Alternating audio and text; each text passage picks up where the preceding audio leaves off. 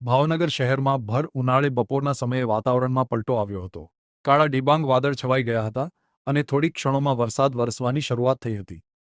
ભાવનગર શહેરમાં આકરી ગરમી વચ્ચે આવેલા કમોસમી વરસાદને કારણે રસ્તાઓ ઉપર પાણી વહેતું થઈ ગયું હતું. કમોસમી વરસાદને કારણે ભાવનગર શહેરના રસ્તાઓ તરબતોડ બન્યા હતા, જો કે લોકોને છત્રી અને રેઇનકોટનો સહારો લેવો પડ્યો હતો.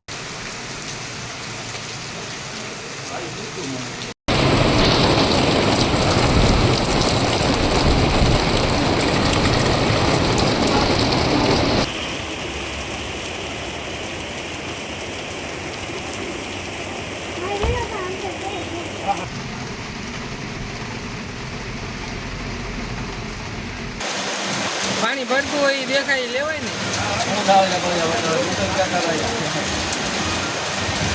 એવું તો હોય એ દેખાય લેવાય ને